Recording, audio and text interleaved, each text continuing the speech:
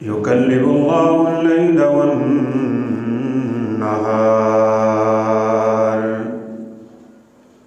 إن في ذلك لعبرة لأولي الأبصار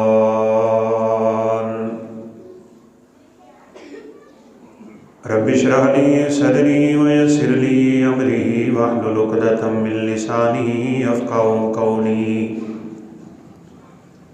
رب زدني علما سبحانك لا علم لنا إلا ما علمتنا إنك أنت العليم الحكيم۔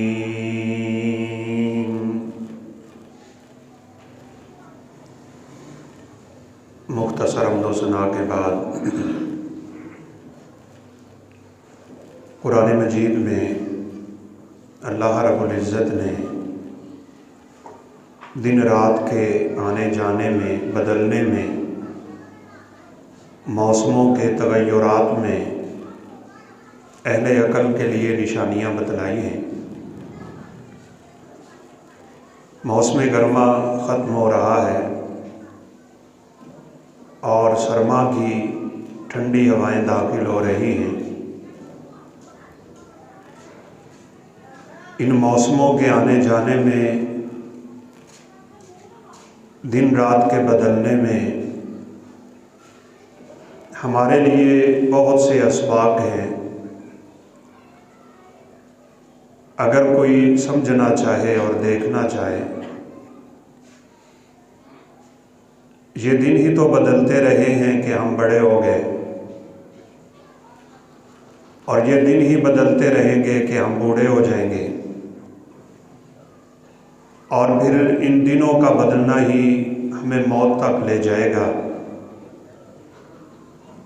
اور پھر اخروی زندگی کے لیے انسان دوبارہ اٹھ کھڑا ہوگا۔ موسم سرما جو ہے، رسول اللہ صلی اللہ علیہ وسلم نے فرمایا کہ یہ مومن کے لیے موسم بہار ہے، یہ اس کی نیکیوں کا موسم ہے۔ کیسے؟ آپ نے فرمایا قصر نہارہ فصاما وطال لیلہ فقاما۔ اس کے دن چھوٹے ہو جاتے ہیں تو مومن روزہ رکھتا ہے، اور اس کی راتیں بڑی ہو جاتی ہیں تو مومن قیام کرتا ہے۔ یعنی اس موسم میں روزہ رکھنا بھی آسان ہے اور رات کو قیام کرنا بھی آسان ہے۔ اس لیے اس نیکیوں کے موسم سے ہمیں خوب فائدہ اٹھانا چاہیے۔ آپ صلی اللہ علیہ وسلم نے جو ہمیں بڑی ہی بشارتیں دی ہیں، خوشخبریاں دی ہیں، ان میں سے ایک بہت بڑی خوشخبری اور ایک بہت بڑا عمل سردی کے موسم سے جو تعلق رکھتا ہے، وہ بڑی مشہور حدیث مبارکہ ہے۔ الا ادلکم علی ما یمحو اللہ بہ الخطایا ویرفع بہ الدرجات۔ آپ صلی اللہ علیہ وسلم نے فرمایا کہ میں تمہیں ایسے عمل کی خبر نہ دوں کہ جس کے ذریعے اللہ انسان کے گناہوں کو مٹا کے جنت میں درجے بلند کر دیتا ہے۔ صحابہ کرام رضوان اللہ علیہ مجمعین تو ہمیشہ نیکی کی تڑپ اور طلب میں ہوا کرتے تھے۔ قالوا بلا یا رسول اللہ صلی اللہ علیہ وسلم، اللہ کے حبیب ضرور بتائیں۔ تو آپ صلی اللہ علیہ وسلم نے 3 اعمال کی طرف اشارہ کیا ہے۔ سب سے پہلے آپ نے فرمایا اسباغ الوضوء علی المکارہ۔ جب وضو کرنا مشکل ہو نا اس وقت خوبصورت وضو کیا کر۔ اسباغ کا عربی میں معنی ہوتا ہے اکمال اور اتمام، پورا وضو کرے، مکمل وضو کرے۔ ٹھنڈا پانی ہو، رات کا وقت ہو، سحری کے ٹائم انسان اٹھا ہو، پانی کو ہاتھ لگانے کو دل نہ کر رہا ہو، یہ مکارہ ہے، ناپسندیدگی، لیکن اس نے اس ٹھنڈے پانی کی پرواہ نہیں کی، تسلی کے ساتھ اپنے جسم کے اعضاء کو دھوئے، تو یہ اس کا عمل اس کے رفع درجات اور گناہوں کی بخشش کا ذریعہ بن جاتا ہے۔ اور یقیناً وہ گھرانہ تو بڑا خوش نصیب ہے کہ اس سحری کے وقت میں میاں بیوی دونوں اٹھ کھڑے ہوتے ہیں۔ آپ صلی اللہ علیہ وسلم نے جن اعمال کی وجہ سے اتنی بڑی بشارت سنائی کہ اللہ رب العزت بعض لوگوں کو دیکھ کے مسکراتا ہے، ویسے تو وہ نظر رحمت سے کسی کو دیکھ لے تو جہنم حرام ہے، تو جس کو دیکھ کے اللہ رب العزت مسکرا ہی پڑے اس کی خوش نصیبی کا کیا کہنا ہے۔ تو آپ صلی اللہ علیہ وسلم نے فرمایا کہ وہ شخص جو رات کو اٹھا ہے، پچھلا پہر 2 حصے رات کے بیت گئے، تیسرا داخل ہو چکا، بڑا بابرکت وقت ہے۔ ینزل ربنا کل لیلۃ الی السماء الدنیا حین یبقی ثلث اللیل، جب رات کا ایک حصہ رہ جاتا ہے تو اللہ رب العزت کا نزول آسمان دنیا پہ ہو جاتا ہے، جب کائنات کا مالک خود کہہ رہا ہو کہ مانگو مجھ سے کیا مانگنا ہے، حل من مستغفر، ہے کوئی گناہوں کی بخشش طلب کرنے والا، میں اس کے گناہوں کو معاف کر دوں، ہے کوئی رزق کا متلاشی مجھ سے رزق مانگے۔ آپ نے فرمایا اس وقت یہ اللہ کا بندہ اٹھا، صاف ظاہر ہے نرم گرم سا بستر چھوڑنا کون سا آسان ہے، لیکن صاف سی بات ہے حفت الجنت بالمکارہ، جنت کو حاصل کرنے کے لیے بڑی محنت چاہیے۔ کسی اچھی سوسائٹی میں آپ نے مکان لینا ہو تو بڑی رقم چاہیے، اس دولت کو اکٹھی کرنے کے لیے بڑی محنت چاہیے۔ جنت کا حصول ہم نے اتنا آسان کیوں سمجھ لیا ہے؟ کہیں یعنی ہم دھوکے میں تو نہیں رہیں گے؟ ام حسبتم من تدخلوا الجنہ وَلَمَّا يَعْلَمِ اللَّهُ الَّذِينَ جَاهَدُوا مِنْكُمْ، اللہ فرماتے ہیں تم کیا گمان کرتے ہو کہ بس آرام سے جنت میں چلے جاؤ؟ ابھی تمہارے پاس تو پہلے لوگوں کی مثالیں ہی نہیں آئیں، اللہ نے تمہیں آزمایا ہی نہیں ہے، تم نے ابھی جہاد بھی نہیں کیا، ان کی حالت تو یہ تھی کہ زلزلوا، وہ مصیبتوں میں ہلا دیے گئے، حتیٰ یقول الرسول والذین آمنوا معہ متی نصر اللہ، حتیٰ کہ رسولوں کی زبان پہ یہ کلمہ آ گیا تھا کہ اللہ کی مدد کب آئے گی۔ ان رستوں سے گزر کے وہ جنت میں پہنچے۔ اگر ہم آج سردی کے موسم میں اتنا بھی نہیں کر پا رہے تو پھر شاید ہمیں اپنے لیے بہت زیادہ استغفار کی ضرورت ہے۔ فرمایا کہ یہ اللہ کا بندہ اٹھا، پھر اس نے ایقظ اہلہ، اس نے اپنے گھر والوں کو بھی اٹھایا۔ فَإِنْ أَبَتْ نَضَحَ فِي وَجْهِهَا، اگر وہ گہری نیند سوئی ہوئی ہے تو اس نے پانی کا تھوڑا سا چھینٹا لیا اور اس کے چہرے پہ مارا اسے جگانے کے لیے، یا گھر والی پہلے اٹھ گئی اور اس نے یہی کام اپنے خامند کو جگانے کے لیے کیا ہے۔ تو آپ صلی اللہ علیہ وسلم نے فرمایا یہ جب اللہ تعالیٰ کے سامنے کھڑے ہوتے ہیں نا دونوں، تو اللہ رب العزت ان دونوں کو دیکھ کے مسکرانے لگ جاتا ہے۔ تو یہ سردیوں میں بہت آسان۔ ایک حدیث مبارکہ میں ہے کہ رسول اللہ صلی اللہ علیہ وسلم عشاء کی نماز کے بعد باتیں کرنا اس کو بڑا ناپسند جانتے تھے۔ کان یکرہ النوم قبلہا والحدیث بعدہا، عشاء سے پہلے سونا اس کو بھی آپ اچھا نہیں سمجھتے تھے،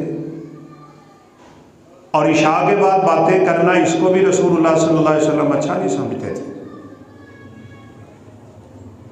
اس کی وجہ کیا ہے؟ اگر کوئی مغرب کے بعد سو گیا عشاء سے پہلے تو اس کی عشاء کی نماز نکل جائے گی، رہ جائے، اور اگر عشاء کے بعد وہ گپے مارتا رہے گا تو فجر کی نماز نکل جائے گی، تہجد بھی نہیں پڑھ پائے۔ اس لیے بلا ضرورت عشاء کی نماز کے بعد جاگنا ہی نہیں چاہیے۔ ہاں کوئی ضرورت ہے، کوئی دین کی بات ہے، کوئی اہم مسئلہ ہے، تو وہ تو رسول اللہ صلی اللہ علیہ وسلم بھی سیدنا ابوبکر اور عمر کے ساتھ مسلمانوں کے اجتماعی مسائل میں گفتگو کر لیا کرتے تھے۔ تو بہت بڑا خوبصورت عمل سردیوں کے موسم میں جو ہمیں کرنا ہے، اللہ رب العزت ہم سب کو توفیق دے کہ صبح کے وقت اٹھیں اور مسنون اذکار کے بعد خوبصورت وضو کریں۔ یہ خوبصورت وضو کی بات میں اس لیے کر رہا ہوں کہ ہمارے بعض احباب بڑا چلتا چلتا وضو کرتے ہیں، بالخصوص جن بیچاروں کی عادت ہوتی ہے نا کہ تکبیر کے وقت مسجد میں آنا ہے، پاک دوڑ لگی ہوتی ہے ان کو، اور دوڑ کے نماز میں شامل ہونے کی عادت بنی ہوئی ہے، حالانکہ اس سب کچھ سے رسول اللہ صلی اللہ علیہ وسلم نے منع فرمایا۔ اذا سمعتم النداء فامشوا الى الصلاة فعليكم السکینۃ والوقار، فرمایا جب تم مسجد سے ندا سنو، پکار آ گئی، اذان کی، بلا لیا گیا نماز کے لیے، اطمینان، وقار، سکون اور عزت اور احترام سے مسجد کی طرف چلنا شروع ہو جاؤ۔ بیٹھا رہا، اور بعض بیچارے تو پھر اتنا بیٹھتے ہیں کہ نماز ہی لیٹ کر لیتے ہیں۔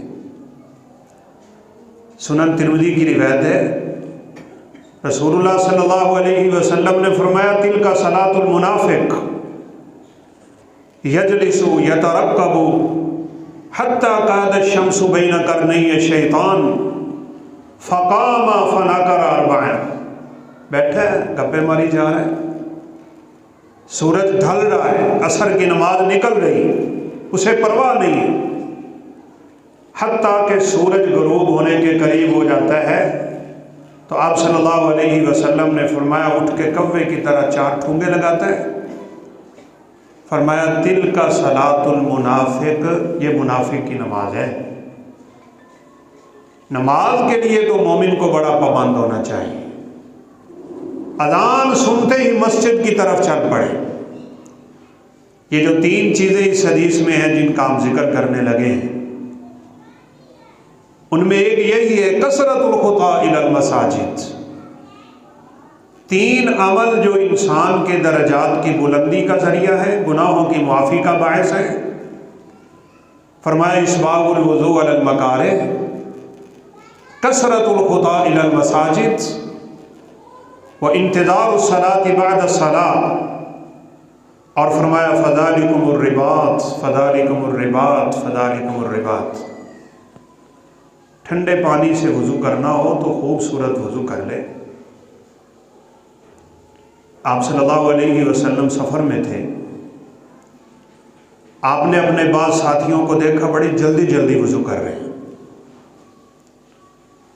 اور ان کے جلدی وضو کرنے کی وجہ سے پاؤں کی ایڑیاں کچھ خشک نظر آئیں آپ صلی اللہ علیہ وسلم، حالانکہ آپ تھوڑا دور بیٹھے تھے، تھوڑا دور کھڑے تھے، اور آپ صلی اللہ علیہ وسلم کی یہ عادت شریفہ ہے، سنت مطہرہ ہے، آپ اونچی آوازوں میں باتیں نہیں کرتے تھے، آپ بڑی دھیمی الفاظ کے مالک تھے، بڑی خوبصورت گفتگو تھی آپ کی، اللہ کے خطبہ جمعہ کے بارے میں آتا ہے کہ آپ بڑی کڑکدار آواز میں پڑھاتے کہ آپ کی آنکھیں سرخ ہو جاتی تھی اور آواز آپ کی بلند ہوتی تھی، اور یوں لگتا تھا کہ جیسے کوئی لشکر حملہ آور ہو رہا ہے اور آپ اس سے ڈرا رہے ہیں، لیکن اس موقع پہ آپ نے دور سے آواز دی اور بڑے زور سے آواز دی، فرمایا ویل للعقاب من النار، ویل للعقاب من النار، یہ جو اپنی ایڑیاں خشک چھوڑ رہے ہیں وضو میں سستی، کاہلی اور لاپرواہی کی وجہ سے، ان ایڑیوں کے لیے جہنم کی آگ ہے، جہنم کی آگ۔ اس لیے یہ وضو اور نماز کے مسئلوں کو ہمیں معمولی نہیں لینا چاہیے، وضو کی بہت بڑی فضیلت ہے، جس چیز کو اللہ فضیلت بہت زیادہ دیتا ہے اس میں سستی کی وجہ سے پھر عذاب بھی زیادہ ہوتا ہے، یہ نقطہ آپ یاد رکھیں، جہاں فضیلتیں بہت ہوتی ہیں وہاں پھر انسان کی کمی کوتاہی اس کے لیے بڑا نقصان دہ ثابت ہوتی ہے۔ صحابہ کرام رضوان اللہ علیہ مجمعین وضو کر رہے ہیں، آپ صلی اللہ علیہ وسلم دیکھ رہے ہیں، جیسے یہ ذمہ داریاں ہیں علماء کی، قراء کی، ائمہ مساجد کی، لوگوں کا وضو بھی درست کروائیں اور لوگوں کی نمازیں بھی درست کروائیں، لوگوں کی بھی ذمہ داری ہے وہ یہ مسائل سیکھیں، نماز پڑھ کے دکھائیں، اپنے قاری صاحب کے سامنے کھڑے ہو، صحیح نماز پڑھیں اور انہیں کہیں جی دیکھیں میری نماز صحیح ہے، انہیں اپنی نماز سنائیں، اس میں شرم کی کیا بات ہے۔ مالک بن حویرث رضی اللہ تعالیٰ عنہ، سیدنا حمید السعدی رضی اللہ تعالیٰ عنہ، وائل بن حجر رضی اللہ تعالیٰ عنہ، یہ بڑے بڑے جلیل القدر صحابہ جب جمع ہوتے تو ان میں سے ایک کھڑے ہو جاتے، کہتے میں نماز پڑھتا ہوں، تم دیکھو میری نماز رسول اللہ صلی اللہ علیہ وسلم کی نماز جیسی ہے، اور کوئی کہتے تھے اعلمکم صلاۃ رسول اللہ صلی اللہ علیہ وسلم، میں تمہیں اللہ کے پیغمبر کی نماز سکھلاتا ہوں، سیکھو آپ کیسے نماز پڑھتے تھے۔ یہ سیکھنا سکھانا بڑی فضیلت کا حامل ہے۔ آپ صلی اللہ علیہ وسلم نے فرمایا جو شخص مسجد میں دین کی کوئی بات سیکھنے کے لیے آتا ہے اللہ رب العزت اسے حج مقبول کا ثواب عطا کرتے ہیں۔ اپنا وضو بھی چیک کریں، سنت کے مطابق وضو کرنا سیکھیں، سنت کے مطابق نماز پڑھنا سیکھیں۔ اس لیے بعض سلف کہا کرتے تھے 30 سال کی نمازیں ہوں گی لیکن ساری کی ساری ضائع ہوں، کوئی نماز کام نہیں آئے گی، اس نے سنت رسول کے مطابق پڑھی ہی نہیں صلی اللہ علیہ وسلم۔ اب عمل تو وہی قبول ہے جس میں دو بنیادی شرطیں ہوں، ایک تو وہ اللہ کی رضا کے لیے ہو اور دوسرا نبی صلی اللہ علیہ وسلم کے طریقے کے مطابق ہو۔ آپ اپنے صحابہ کو وضو کرتے ہوئے دیکھتے اور پھر اپنے صحابہ کو نماز پڑھتے ہوئے بھی دیکھتے، بلکہ نماز کا مسئلہ تو اتنا اہم ہے کہ آپ صلی اللہ علیہ وسلم کو اپنے کندھے کے درمیان مہر نبوت سے نماز میں نظر آتا تھا، تاکہ آپ اپنے صحابہ کی نماز دیکھیں ان کی نماز کیسی، نمازیں اپنی چیک کریں، وضو اپنا چیک کریں۔ تو آپ صلی اللہ علیہ وسلم صحابہ کو وضو کرتے ہوئے دیکھ رہے تھے، آپ نے فرمایا کہ تم نے جب اپنے ہاتھ دھوئے ہیں نا تو اللہ رب العزت نے مجھے دکھلایا ہے کہ تمہارے ہاتھوں کے پورے گناہ تمہارے ناخنوں کے پوروں سے نیچے گر گئے۔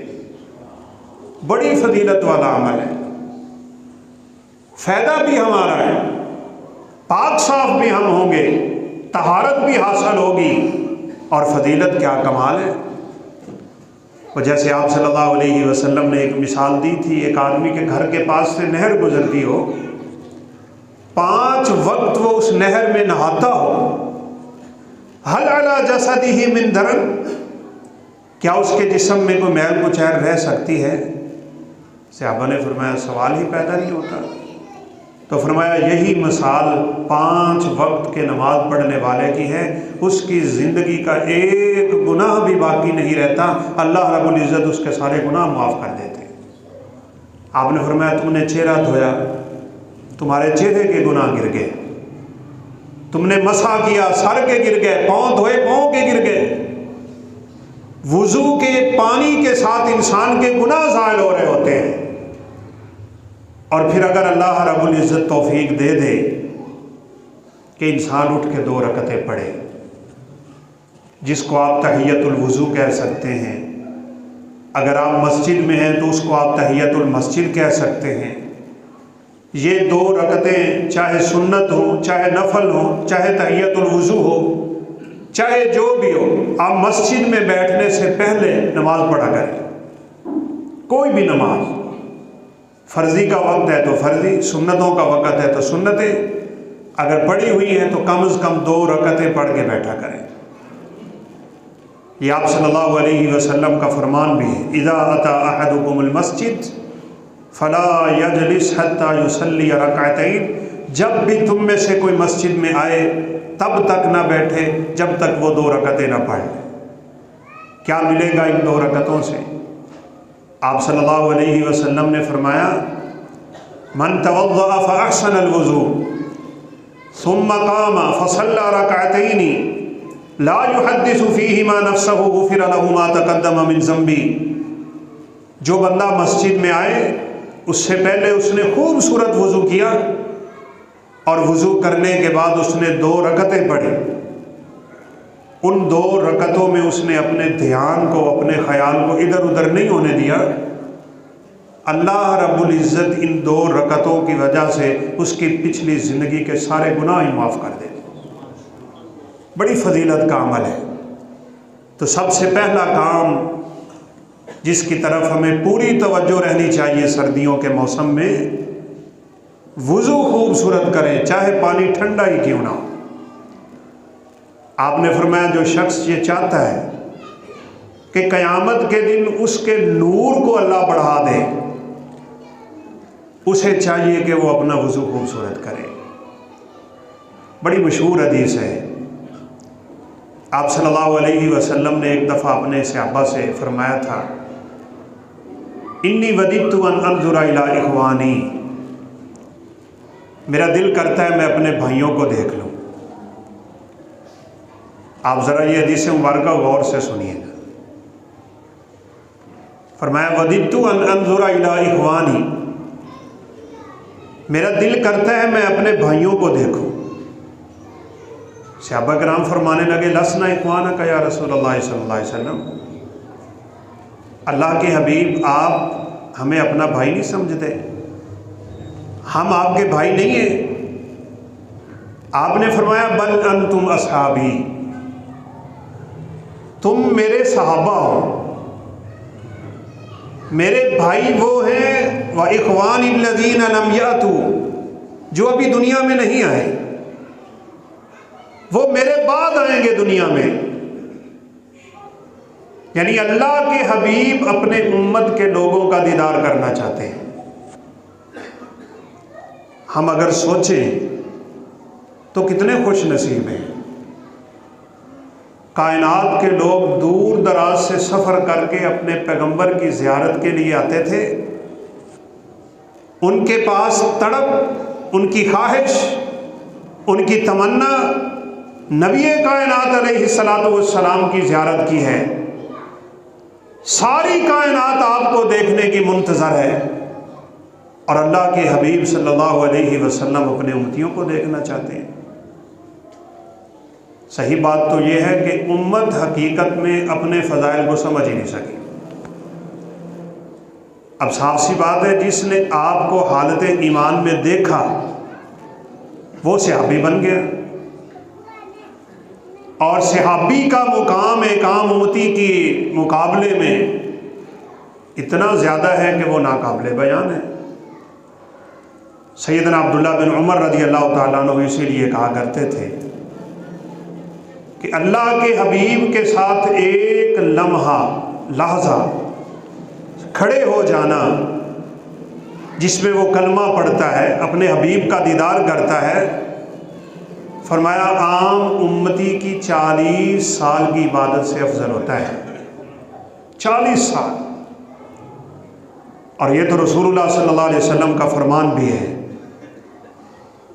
لو ان احدکم انفق مثل احد ذهبا ما بلغ نصیفہ ولا مدہ۔ میرا امتی احد پہاڑ اگر سونے کا خرچ کر جائے نا، میرے صحابی کی چند کھجوریں جو وہ صدقہ کرتا ہے اس کو نہیں پہنچ سکتا۔ صحابہ ہے، وہ مقام ملا جس کو مل گیا، لیکن ہم امتی، فرمایا میں ان کو دیکھنا چاہتا ہوں۔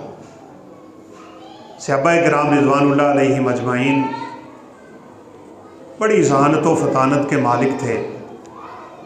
ایک صحابی نے بڑی جلدی سے سوال کر فرمایا کہ آپ اپنے صحابہ کو، اپنے ساتھیوں کو ویسے دیکھ لیں گے؟ فرمایا نہیں دیکھ سکوں گا۔ یعنی کیا مراد ہے؟ میں دنیا سے چلا جاؤں، لیکن آپ ایک خوشخبری سنا گئے۔ آپ صلی اللہ علیہ وسلم نے فرمایا میرے امتیوں کو یہ پیغام پہنچا دینا، انا فارتہم علی الحوض، میں حوض کوثر پہ ان کا انتظار ضرور کروں گا۔ اب صحابہ کرام رضوان اللہ علیہم اجمعین نے جلدی سے ایک سوال کیا ہے، اور یہ سوال ہمارے موضوع کے متعلق آئی ہے۔ کہنے لگے کیف تعرفون یا رسول اللہ صلی اللہ علیہ وسلم، اللہ کے حبیب آپ اپنے امتیوں کو قیامت کے دن اپنے حوض پہ کیسے پہچانیں گے؟ آدم، نوح، موسیٰ، عیسیٰ، داؤد، شیش، لوط، 1,24,000 انبیاء، ان کی قومیں، ان کی امتیں، اتنی تعداد، آپ کو کیسے پتہ چلے گا کہ یہ میرا امتی ہے؟ اب اگر یہ علامت میرے اور آپ کے پاس ہے تو ہمیں شکر کرنا چاہیے، اور اگر نہیں ہے تو پھر فکر کرنا چاہیے۔ آپ صلی اللہ علیہ وسلم بات بھی بڑے خوبصورت انداز سے سمجھاتے تھے۔ آپ نے فرمایا ارأیت لو کان لرجل خیل غر فی خیل دہم بہم اما یعرف خیلہ۔ میرا صحابی تیرا یہ جو سوال ہے کہ میں قیامت کے دن اپنے امتیوں کو کیسے پہچانوں گا، ذرا یہ بتا کہ اگر کسی شخص کے پاس کالے گھوڑے ہو، کالے سیاہ گھوڑے، ان میں ایک گھوڑا ایسا ہے جو 5 کلیان ہے۔ 5 کلیان وہ گھوڑا ہوتا ہے جس کا چہرہ بھی سفید ہو اور چاروں ٹانگیں بھی سفید ہے، وہ بھی کالا، لیکن اس کے یہ 5 اعضاء خوب چمک رہے ہیں، سفید ہیں۔ کالے گھوڑوں میں فرمایا یہ گھوڑا دور سے نہیں پہچانا جائے گا؟ قالوا بلا یا رسول اللہ صلی اللہ علیہ وسلم، انہوں نے کہا اللہ کے حبیب ضرور دور سے پہچانا جائے گا۔ تو آپ نے فرمایا ان امتی یاتون یوم القیامت غرا محجلین من آثار الوضوء، پھر سن لو قیامت کے دن میرے امتیوں کی پہچان یہ ہے کہ ان کے جسم کے جس حصے پہ وضو کا پانی لگے گا اللہ رب العزت انہیں 14ویں کے چاند کی چمک نصیب فرما دے۔ اس لیے آپ نے فرمایا خوبصورت وضو کیا کر، یہ بڑی فضیلت والا عمل ہے۔ یہ آپ صلی اللہ علیہ وسلم کے امتیوں کی پہچان. یہ آپ نے پہلا عمل بتایا اسباغ الوضوء علی المکارہ، اور پھر دوسرا کثرت الخطا الی المساجد. مسجد کی طرف جس بندے کے کثرت سے قدم اٹھتے ہوں، دیکھو تو مسجد جا رہا ہے، دیکھو تو مسجد سے آ رہا ہے، مسجد کی رونق بنا ہوا ہے، مسجد کے ساتھ دل لگایا ہوا ہے. اور ایک حدیث میں تو آپ صلی اللہ علیہ وسلم نے فرمایا بعض لوگ مسجدوں کے ستون بن جاتے ہیں، رہ رہ کے مسجد میں، بیٹھ بیٹھ کے مسجد میں، قیام کر کر کے مسجد میں، اتنا دل لگا ہوتا ہے ان کا مسجد میں کہ وہ مسجد کے ستون قرار دیے گئے. حدیث میں آپ صلی اللہ علیہ وسلم نے فرمایا ان لوگوں کو قیامت کے دن ایک آواز آئے گی. کس کی طرف سے؟ اللہ رب العزت کی طرف سے. این جیرانی، میرے پڑوسی کدھر گئے؟ یا اللہ تیرے پڑوسی، تیرا پڑوس کون ہو سکتا ہے؟ وَلَمْ يَكُنْ لَهُ كُفُوًا أَحَدٌ، ساری کائنات سے جدا ہے تو، تجھے کس پڑوس کی ضرورت ہے؟ آج کس پڑوسی کی بات کر رہے ہو؟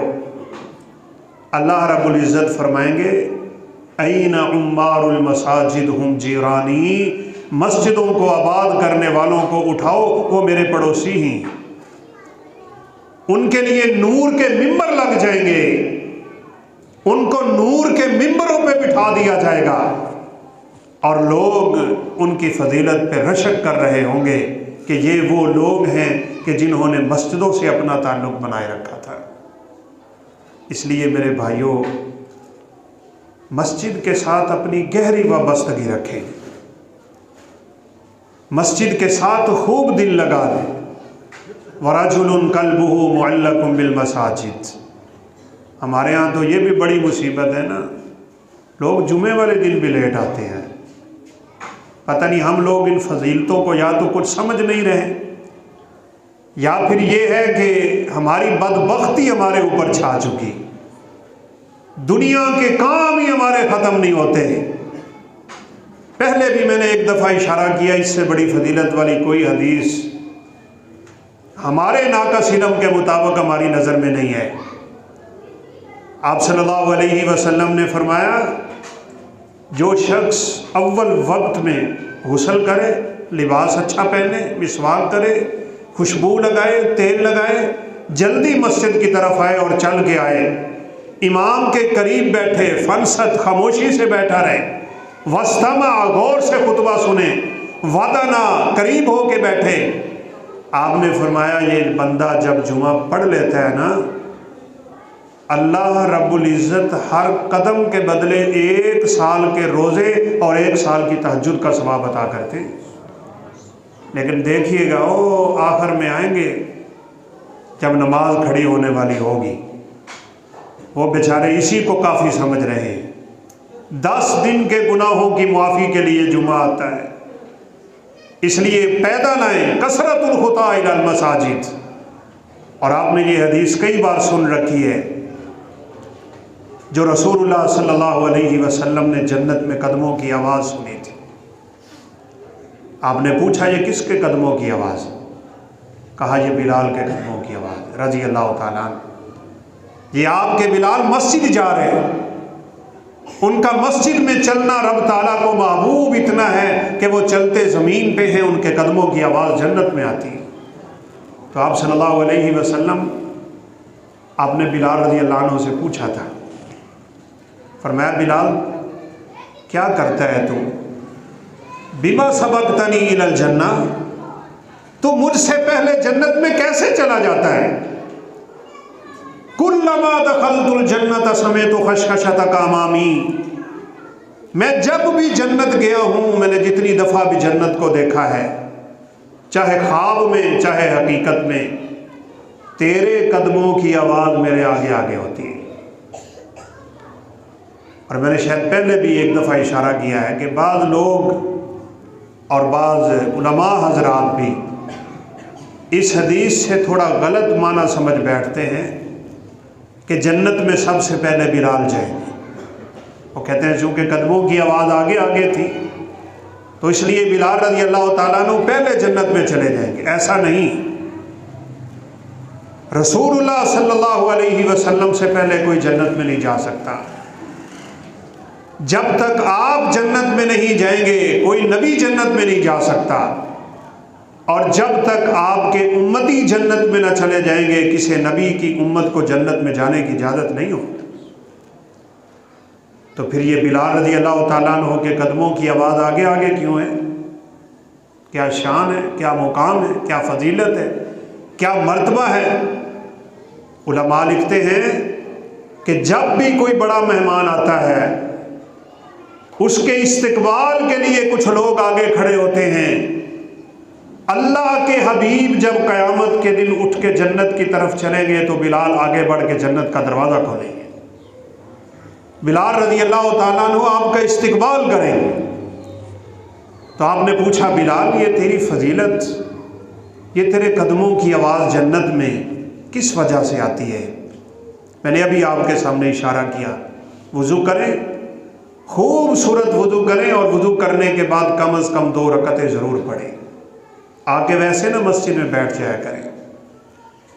ابھی بلال رضی اللہ تعالیٰ عنہ تو یہ بات بتانے لگے تھے کہ میں کیا عمل کرتا ہوں کہ جس پہ مجھے اتنا بھروسہ ہے کہ میرے قدموں کی آواز جنت میں آتی ہے۔ آپ صلی اللہ علیہ وسلم کو درمیان میں ایک اور بات یاد آئی، آپ نے فرمایا کہ انی رأیت قصرا مربعا فی الجنہ، میں نے جنت میں بڑا عالی شان محل دیکھا ہے، اور آپ کو لگا کہ یہ میرا محل ہے۔ آپ نے پوچھا لمن ھذا القصر، یہ محل کس کا ہے؟ فرشتے کہنے لگے کہ لرجل عربی، یہ ایک عربی آدمی کا محل ہے۔ آپ نے کہا انا عربی لمن ھذا القصر، میں بھی تو عربی ہوں، یہ محل کس کا ہے؟ قالوا لرجل قرشی، یہ ایک قریشی خاندان کے بندے کا ہے۔ آپ نے فرمایا انا قریشی لمن ھذا القصر، میں بھی تو قریشی ہوں، یہ محل کس کا ہے؟ وہ کہنے لگے لرجل من امت محمد صلی اللہ علیہ وسلم، یہ امت محمدیہ کے ایک آدمی کا محل ہے صلی اللہ علیہ وسلم۔ آپ نے پھر پوچھا کہ امت محمد کی بات کرتے ہو، انا محمد صلی اللہ علیہ وسلم، محمد تو میں ہوں، یہ کس کا محل ہے؟ تو فرشتوں نے کہا کہ لعمر بن الخطاب رضی اللہ تعالیٰ عنہ، یہ عمر بن خطاب کا محل ہے۔ کیا شان ہے! عمر بھی سامنے بیٹھے تھے، سن رہے تھے۔ آپ نے فرمایا عمر میں پھر اس محل میں داخل ہوا تاکہ میں دیکھوں یہ کیسا محل ہے، لیکن میں پھر جلدی سے باہر بھی نکل آیا۔ تو عمر فاروق رضی اللہ تعالیٰ عنہ کہنے لگے کیوں اللہ کے رسول صلی اللہ علیہ وسلم؟ آپ نے فرمایا اس محل کے کونے میں ایک حور بیٹھ کے وضو کر رہی تھی، مجھے تیری غیرت یاد آ گئی۔ اس کا مطلب یہ ہوا کہ جنت میں جانے کے لیے وضو اور نماز کے بغیر چارہ ہی کوئی نہیں۔ یہ 2 ہی پہچانے ہیں، یہ 2 ہی علامتیں ہیں میرے پیغمبر کے پاس قیامت کے دن اپنے امتیوں کو پہچاننے کے لیے۔ ان کے جسموں پہ وضو کا پانی 14ویں کے چمک کی طرح چمکتا ہوگا، جس سے آپ پہچان جائیں گے کہ یہ میرا امتی آ رہا ہے۔ اور پھر آپ صلی اللہ علیہ وسلم اس کو اپنے دست شفقت سے حوض کوثر کا پانی دیں گے۔ اللہ ہم سب کو نصیب فرما دے۔ اور ایک تفسیر میں بھی یہ حدیث موجود ہے، اگرچہ بعد نے اس میں کچھ کلام بھی کیا، کہ جب میدان لگ جائے گا اور لوگ اللہ رب العزت کے آنے کا انتظار کریں گے، حسابات نہیں شروع ہو رہے، لوگ گھبرا کے انبیاء اور رسول کے پاس جا رہے ہوں گے، آدم علیہ السلام کے پاس جا کے کہیں گے تو پہلا نبی ہے، ابو البشر ہے، پوری انسانیت کا باپ ہے۔ آج اللہ رب العزت سے اتنی استدعا کر دو کہ ہمارا حساب ہی شروع ہو جائے۔ بھائیو یہ بھی بڑے سوچنے کی بات ہے۔ ہم نے پچھلا موضوع اس لیے یہی رکھا تھا ان مقامات سے نکلنے کے لیے، بچنے کے لیے، کامیاب ہونے کے لیے، اللہ رب العزت کے حساب میں سرخرو ہونے کے لیے آج میرے اور آپ کے پاس وقت ہے، اور یہ وقت ملا ہی اس لیے تھا کہ ہم ان چیزوں کی تیاری کر لیتے۔ تو بہرحال آدم علیہ السلام کہیں گے کہ مجھ سے غلطی ہوئی تھی۔ آج اللہ رب العزت اتنا غصے میں ہے کہ اب تک اللہ اتنے غصے میں کبھی نہیں ہوئے۔ میں نہیں جا سکتا اپنے رب کو یہ کہنے کے لیے۔ ویسے یہ بات بڑی سوچنے کی ہے، کتنا عرصہ ہو گیا آدم علیہ السلام کو وہ دانا کھائے؟ صدیاں نہیں بیت گئیں؟ جس گناہ سے آدم علیہ السلام پاک بھی ہو گئے، توبہ بھی کر لی، اماں حوا کو ساتھ بٹھا کے دعائیں بھی کر لی، ربنا ظلمنا انفسنا وان لم تغفر لنا وترحمنا لنکونن من الخاسرین، اور اللہ رب العزت نے ان کی توبہ قبول بھی کر لی، معاف بھی کر دیا، دوبارہ جنت بھی عطا کر دی۔ ہزاروں سال بیت چکے ہوں گے، لیکن آدم علیہ السلام اس دن بھی اللہ رب العزت سے ڈریں گے کہ مجھے وہ بات یاد آ رہی ہے کہ اللہ نے مجھے ایک پھل کھانے سے روکا تھا اور میں وہ کھا بیٹھا تھا، جس سے توبہ بھی ہوگی۔ ہم لوگ اپنے دل میں کس قدر اللہ رب العزت کا خوف رکھتے ہیں، کتنا کو قیامت کا خوف ہے۔ تو بہرحال نوح علیہ السلام کے پاس چلے جائیں گے، انت اول الرسل، آدم پہلے نبی ہیں، آپ پہلے رسول ہیں، اللہ رب العزت سے گزارش کیجئے۔ انکار ہو جائے گا، تمام کے تمام انبیاء انکار کر دیں گے۔ مشہور حدیث ہے، یہی آپ صلی اللہ علیہ وسلم کا مقام ہے جس کو مقام محمود کہا جاتا ہے۔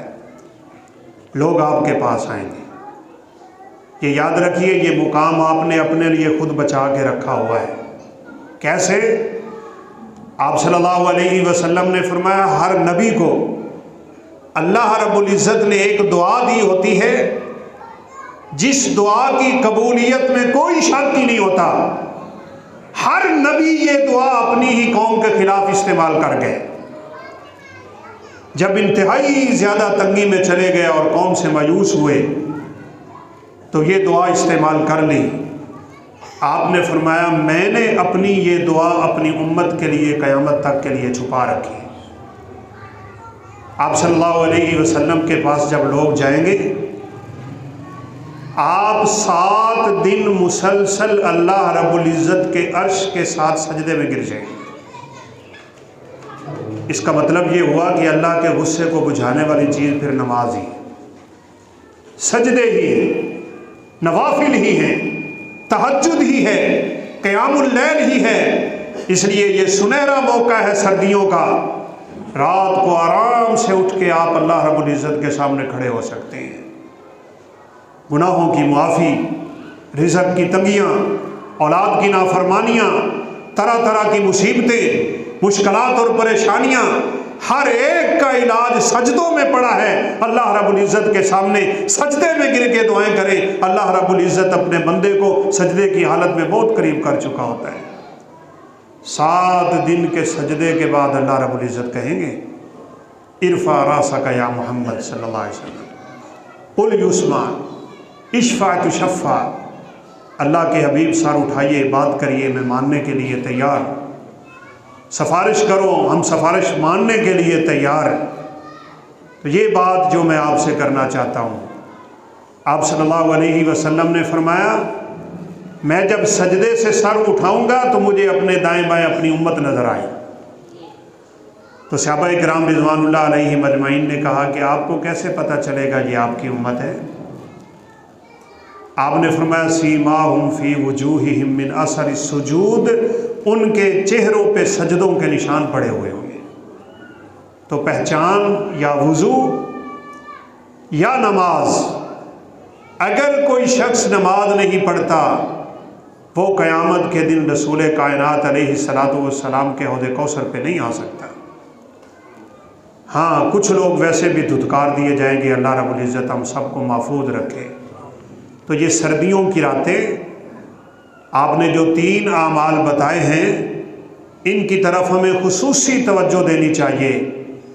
ایک آپ نے فرمایا اسباغ الوضوء علی المکارہ، اور فرمایا کثرت الخطا الی المساجد، دل نہ کرے تو خوبصورت وضو کرو اور زیادہ سے زیادہ مسجد کی طرف چل کے آیا کرو، اور انتظار الصلاۃ بعد الصلاۃ، ایک نماز سے فارغ ہو جاؤ اور اگلی نماز کے انتظار میں لگ جاؤ۔ فذالکم الرباط، فذالکم الرباط، فذالکم الرباط، اس کو تو آپ نے رباط سے تشبیہ دے دی، جیسے کوئی فوجی پہرے پہ کھڑا ہوتا ہے، دشمن کو نہیں آنے دیتا، حفاظت کرتا رہتا ہے۔ جو شخص نماز کے انتظار کی اپنی عادت بنا لیتا ہے، اللہ رب العزت اس بندے کی خود حفاظت فرمایا کرتے ہیں، وہ شیطان سے بچ جاتا ہے۔ لہٰذا سب سے پہلے تو ہمیں اللہ رب العزت سے یہ دعا کرنی چاہیے کہ ہماری زندگی کے جو ایام باقی ہیں اللہ تعالی ہمیں ان کو خوبصورت بنانے کی توفیق نصیب فرما دے۔ پھر یہ سردیوں کا موسم جو رسول اللہ صلی اللہ علیہ وسلم کی زبان اطہر سے مومن کے لیے نیک اعمال کا موسم ہے، دن کا روزہ ہو، رات کا قیام ہو، 3 روزے ایک مہینے میں رکھنے کی عادت ڈال لیں۔ تھوڑا سا وقت ہے، مختصر سا ٹائم ہے، دن بڑی جلدی گزر جاتا ہے۔ آپ صلی اللہ علیہ وسلم تو ہر سوموار کا روزہ رکھتے تھے، ہر جمعرات کا روزہ رکھتے تھے۔ ایام 20 کے روزے کی حدیثوں میں وضاحت ہے، 13، 14 اور 15 کی راتیں جب چاند خوب چمکتا ہے ان میں روزہ رکھنا، آپ نے فرمایا جو 3 روزے ایک مہینے میں رکھ لیتا ہے چھوڑتا نہیں ہے، اس نے پورا سال اپنی یوں عادت بنائی ہے، ہر مہینے کے 3 روزے رکھتا رہتا ہے۔ آپ نے فرمایا اللہ رب العزت اسے پورے سال کے روزوں کا اجر نصیب فرما دیں گے۔ 10 روزے یعنی 3 روزے، ہر ایک 10 کی فضیلت رکھتا ہے تو 30 ہو گئے۔ اور یہی وہ چیزیں ہیں جو رسول اللہ صلی اللہ علیہ وسلم نے تب بتلائی تھی جب آپ صلی اللہ علیہ وسلم مدینہ تشریف لائے۔ سیدنا عبداللہ بن سلام رضی اللہ تعالیٰ عنہ بڑے فضیلت والے صحابی ہیں، دین عیسائیت پہ تھے، پھر اللہ رب العزت نے دین کی، اسلام کی توفیق نواز دیا، ان کو ہر نیکی کا 2 گنا اجر ہے، جیسا کہ احادیث میں ہے۔ وہ کہتے ہیں جب آپ صلی اللہ علیہ وسلم مدینہ تشریف لائے، ہر شخص آپ صلی اللہ علیہ وسلم کے چہرے کو دیکھ رہا ہے، کون سی بات آپ سب سے پہلے کریں گے، کون سا پیغام آپ سب سے پہلے دیں گے۔ تڑپ رہے ہیں لوگ آپ کی بات سننے کے لیے، چونکہ مدینہ میں آپ کی آمد کی خبریں تھیں اور آپ صلی اللہ علیہ وسلم غار ثور میں رک گئے تھے 3 دن کے لیے۔ اہل مدینہ نکلتے دور تک آپ کا استقبال کرنے کے لیے، اور شام کو بڑے غمگین واپس پلٹتے کہ آپ صلی اللہ علیہ وسلم کی آمد نہیں ہوئی۔ بالا آخر آپ تشریف لائے۔ میں نے بات پہلے بھی کی ہے، اگرچہ یہ ہمارے موضوع سے تعلق نہیں رکھتی، لیکن ہمیں ان خوبصورت چیزوں کا پتہ ہونا چاہیے۔ آپ صلی اللہ علیہ وسلم بڑی عاجزی اور انکساری والے تھے۔ جب صحابہ جو آپ صلی اللہ علیہ وسلم کو ابھی دیکھا نہیں تھا، سیدنا مصعب بن زبیر رضی اللہ تعالیٰ عنہ کی دعوت پہ اسلام لے آئے تھے، وہ ابو بکر صدیق رضی اللہ عنہ سے پہلے مصافحہ کرتے تھے۔ آپ صلی اللہ علیہ وسلم نے اپنی کوئی خاص علامت نہیں رکھی ہوئی، صحابہ میں بیٹھتے آنے والا پہچانتا نہیں تھا۔ عاجزی اور انکساری آپ صلی اللہ علیہ وسلم کا طور اور طریقہ رہا۔ یہ بات ابو بکر صدیق نے خود بھانپی کہ یہ اچھا نہیں ہے کہ لوگ پہلے مجھ سے سلام لیتے ہیں، انہیں پتہ ہی نہیں اللہ کے حبیب کون ہے۔ انہوں نے پھر اپنی چادر اتار کے آپ صلی اللہ علیہ وسلم کے اوپر سایہ کیا، پھر لوگ آپ کی طرف متوجہ ہوئے۔ تو سب سے پہلی حدیث، سب سے پہلا پیغام جو رسول اللہ صلی اللہ علیہ وسلم نے مدینہ میں دیا، یا ایھا الناس افشوا السلام اطعموا الطعام وصلوا الارحام وصلوا باللیل والناس نیام تدخلوا الجنت بسلام۔ فرمایا او لوگو سلام کو عام کر، جہاں ملو جس کو ملو سلام کہو، سلام کرو۔ آدم علیہ السلام کو اللہ نے پیدا کر کے جب جنت میں بھیجا نا تو فرمایا جاؤ فرشتوں کو کہو السلام علیکم ورحمۃ اللہ وبرکاتہ۔ جو وہ جواب دیں گے یہ آپ کی اولاد کا میری طرف سے تحفہ ہو، یہ رب تعالیٰ کا تحفہ ہے۔ سلام عام کریں، جس کو آپ جانتے ہیں اس کو بھی سلام کہیں، جس کو نہیں جانتے اس کو بھی سلام کہیں، بلکہ تھوڑا آگے بڑھیں، گھر میں داخل ہو تو بیوی کو سلام کہا کریں۔ لوگ شرماتے رہتے ہیں اس۔ آپ نے فرمایا اللہ اس بندے کا ضامن ہے جو گھر میں داخل ہوتے ہوئے اپنے گھر والی کو سلام کہتا ہے۔ سلامتی ہی سلامتی، افشوا السلام واطعموا الطعام، لوگوں کو کھانے کھلاؤ، بھوکھوں کو کھلاؤ، مہمانوں کو کھلاؤ، نمازیوں کو کھلاؤ، جہاں موقع ملے کھانا کھلاؤ، بہت ہی نیکی کا ذریعہ ہے۔ صلہ رحمیاں کرو، اور پھر فرمایا جب لوگ سو رہے ہوتے ہیں تم رب کے سامنے کھڑے ہو جایا کرو۔ تو یہ فرصت ہے، سردی کی راتیں ہیں، لمبی راتیں ہیں، اللہ رب العزت آخری پہر آسمان دنیا پہ ہوتے ہیں، قیام کرنا انتہائی آسان ہو جاتا ہے۔ رات کو ایک مشورہ ہے موبائل نہ دیکھا کریں۔ ہمارے بہت سے بھائی کہتے ہیں قاری صاحب نیند نہیں آتی، یا آتی ہے تو صبح کو بیداری نہیں ہوتی، ٹینشن سی لگی رہتی ہے، لہذا عشاء کی نماز کے بعد موبائل کا استعمال ترک کر دیں۔ ذکر کریں، اذکار کریں، سونے والے ذکر پڑھیں، جو صورتیں اللہ کے حبیب پڑھتے تھے وہ پڑھیں، اپنے ہاتھ جمع کر کے تینوں کل پڑھیں، ان میں پھونک مار کے پورے بدن پہ پھیریں، شیطان سے پناہ مانگیں، دائیں کروٹ لیٹیں، اپنا ہاتھ نیچے رکھیں، بسم اللہ پڑھیں، اللہم بسمک اموت و احیا، سنت کے مطابق سو جائیں، باوضو ہو کے سوئیں، اللہ رب العزت سے دعا کر کے سوئیں، یہ ارادہ لے کے سو جائیں کہ یا اللہ میں صبح اٹھ کے تہجد پڑھوں گا۔ میرے پیغمبر نے فرمایا اگر یہ نہ بھی اٹھ سکے اللہ صبح تک اس کو تہجد کا ثواب عطا کرتے رہتے ہیں۔ یہ ارادے کر کے سویا کر۔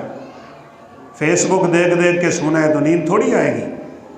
گناہوں کی آگ پہ کس کو نیند آ سکتی ہے؟